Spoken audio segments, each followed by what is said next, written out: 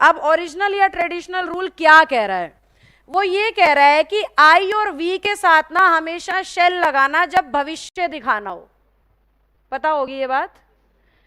जबकि वो कह रहा है कि ही, शी, इट, दे या किसी का नाम हो तो विल लगा देना अगर क्या दिखाना है? भविष्य।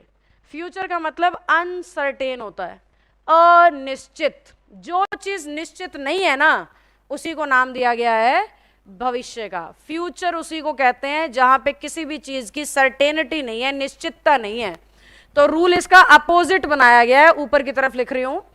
इंग्लिश कह रही है अगर ही के साथ, शी के साथ, इट के साथ, दे के साथ या किसी के नाम के साथ शेल लगाओगे तो उसका मतलब सर्टेनिटी होगा कि वो काम पक्का करेगा। 100% कहना है तो ही शेल, डाउट में कहना है तो ही विल। समझ में आया क्या पढ़ा रही हूं? जब आप श्योर नहीं हो तब इंग्लिश कह रही है फ्यूचर दिखाओ। फ्यूचर यानी 99% हो भी जाए ना भी हो। और जबकि सर्टेन मतलब कोई डाउट नहीं है, पक्का होगा ये काम। तो जब पक्का कहना है शेल लगा दो इनके साथ, जब डाउट दिखाना है तो शेल लगा दो इनके साथ। क्या मेरी बात समझ में आ रही है? जब पक्का दिखाना है तो इंग्लिश कहती है आई और वी के साथ भी क्या लगा दो?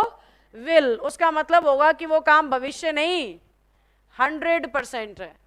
जबकि आजकल की भाषा में कहीं भी लगा देते हैं आई विल, लगाते हो ना, कहीं भी लगा देते हैं वी विल। इसलिए मैंने कहा था ये रूल बदल चुका है, लेकिन लिखने में अभी भी यही है, तो इसीलिए मुझे ये पढ़ाना पड़ेगा। तो जहां पे भी आप आई और वी के साथ विल लगाते हो उसका मतलब 100% होनी है वो चीज। जहां भी आप आई और वी के साथ शेल लगाते हो उसका मतलब भविष्य है, हो भी जाए ना भी हो। जहां भी आप ही, शी, इट, दे के साथ विल लगाते हो भविष्य है। जहां भी आप ही, शी, इट, दे के साथ शेल लगाते हो वो सर्टेन है कि पक्का ये काम होगा। यानी आप किसी को जाके कह रहे हो आई विल किल यू, तो क्या कह रहे हो? कोई नहीं रोक सकता, काटूंगा। 100% श्योर हूं, बिल्कुल इस चीज को खत्म करूंगा। और अगर कह रहा है he shall get a job, he shall get a job, क्या कह रहा है?